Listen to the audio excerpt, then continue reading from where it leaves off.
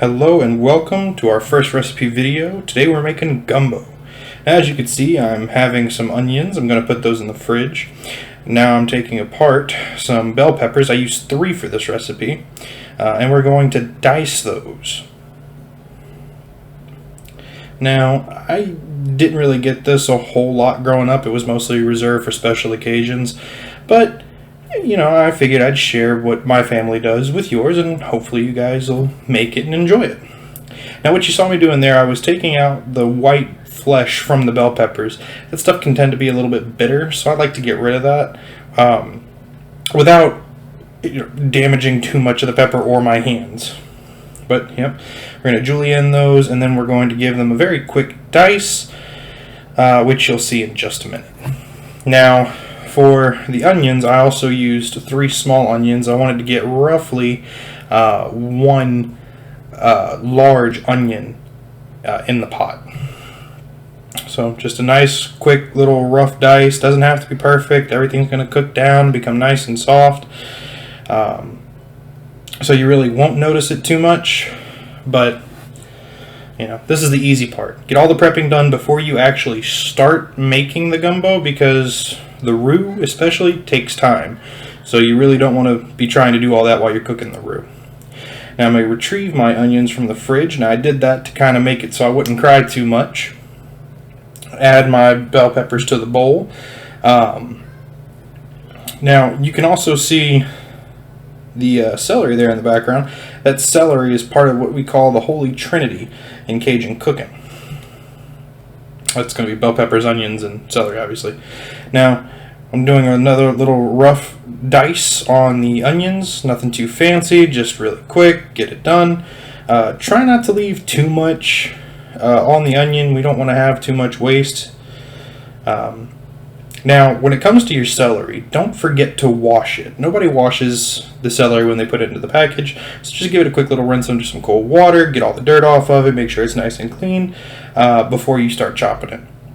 Now, me personally, I like them relatively thinly sliced. In this case, we're taking off the white bit. That can be a little bit bitter as well. We don't want that in the gumbo.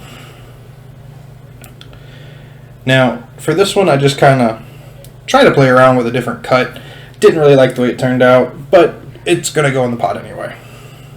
So, quick little chops, get it out of the way, nice and done. Put it in with the celery and the onions and the bell peppers. Now, this is a chicken sausage gumbo, and unfortunately, I didn't have any andouille sausage on hand, and where I live, you just can't get it. So I picked up some chicken sausage. It's not a bad alternative. I've done it before when I made gumbo that was actually halal, and it turned out pretty nice. I liked it. So we're going to give those, quick little chop as well. Put those into a cold pan. We're going to bring up the heat. We want to render out any fat because we're actually going to cook the chicken in that fat. You want to make these roughly as uniform as you can.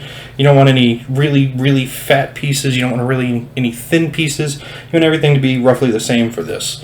You want to make sure everything cooks evenly.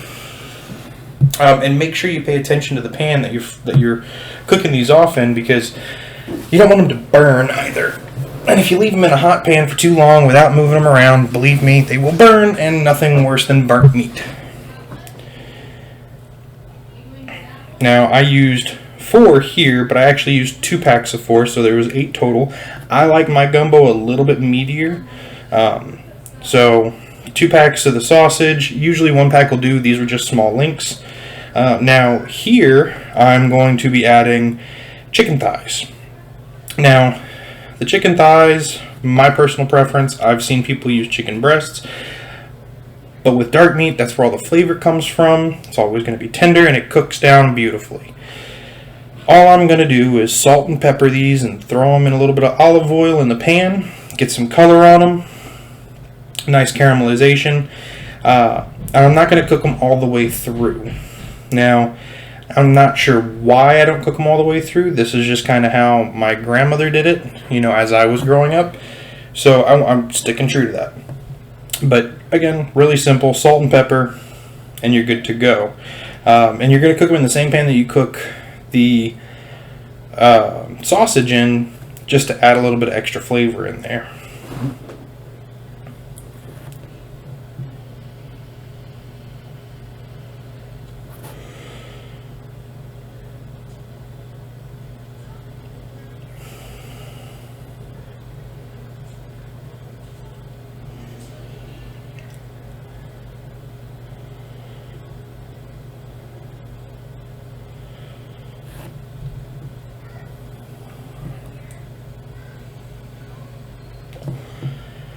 Now, of course, the recipe for this is what you see here.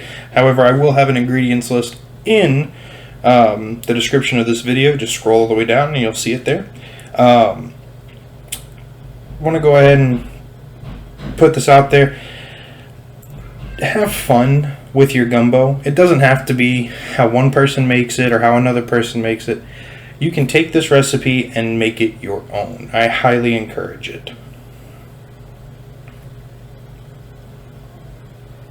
Also, don't do what I just did and overcrowd your pan. It cools down a little bit when you put cold items in there, but that's fine. Now, we don't have a whole lot of color, but the color that we do have is what we're looking for.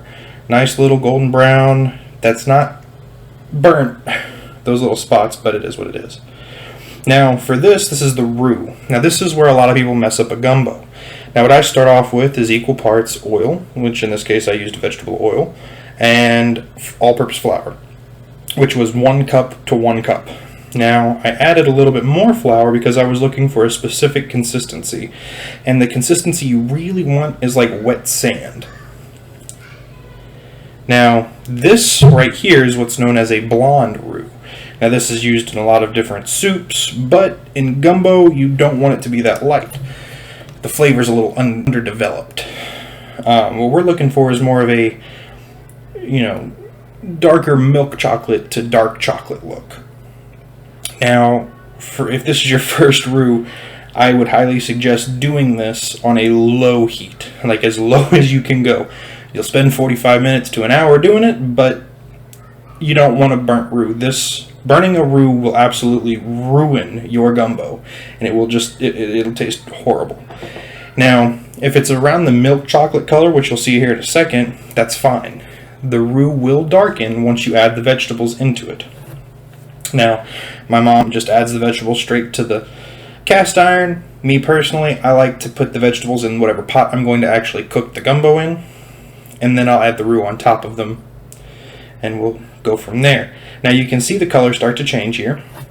It doesn't look all that bad. It looks almost like peanut butter, but now we're getting to the color that we want, and you can even see how the texture of the roux has started to change with the heat. Now, I'm happy with this. It's a nice dark color, and now I'm going to add it directly into the pot that I'm going to be cooking the gumbo in. Now, be careful when you're doing this. This stuff is like hot lava. You can see it still sizzling. Now, we're going to saute our vegetables down a little bit, probably about 5 minutes. Now, after that 5 minutes has passed, we're going to add in our garlic. Now, I used about 2 tablespoons of garlic for this recipe.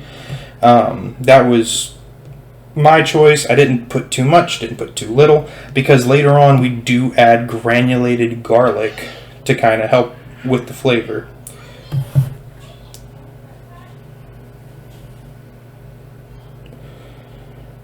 Now, I'm constantly adjusting the heat to find the sweet spot that I want.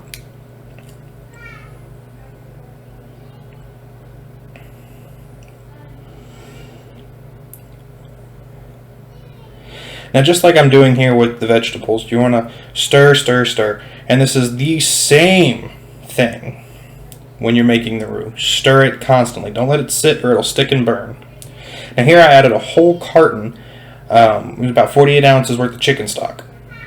Now, I do make chicken stock from scratch, but in this situation, I was a little pressed for time and I didn't have all day to make this.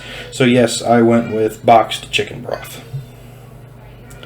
Make sure everything is incorporated really well. And here, we're going to add the meat. We're going to add our sausage into the pot. Some people add it later, some people add it sooner. Me personally, this is where I like to add it. Once everything started coming together, there's no clumps or anything like that. Everything's well mixed. And I'm going to add the chicken as well. Now, you might be thinking to yourself, well, it's undercooked chicken. Yes. The chicken is going to cook in the broth. This is 100% okay. Believe me, this gumbo gets hot enough. You won't taste anything for a week if you were to take it directly from the pot and put it in your mouth. It's dangerous. But the results are so good. Now, yeah, I put the drippings in there as well.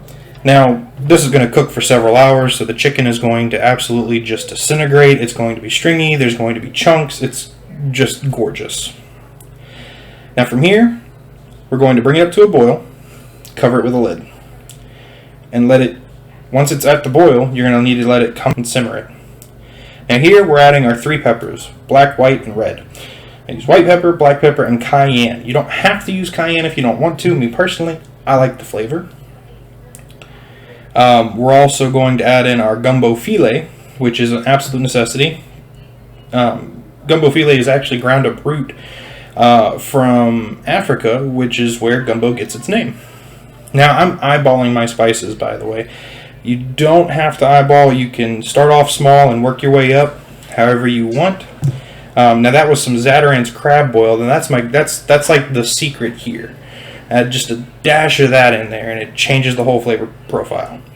Add a little bit of Tony Chachere's. Now, one thing I didn't show was the bay leaves. You will be putting bay leaves in there. I put 3 to 4. Now, I also used the granulated garlic. Just a little bit. You don't need a whole lot. It's strong stuff. You mix that all really, really well. Don't leave any, pats of spices floating. Make sure it's all. And you cover it back up, and you let it go. Now, with your rice, you need to wash your rice. I get about 3 times at least here. There's a whole lot of in bagged rice. Make sure you wash it. Now, you have to fill it up to the point of that little knuckle. Now, you're going to bring it to a rolling boil, and then after 10 minutes, you're going to let it steam. Turn off the heat, and now you're good to go. And that's how you make my family's gumbo. Now, I really hope you enjoyed this, and if you got anything out of this, please, please leave a comment, like, subscribe. We're going to be doing recipes from all over the place, trying all kinds of different things. But for now, I'm glad you joined me, and I'll see you for the next one.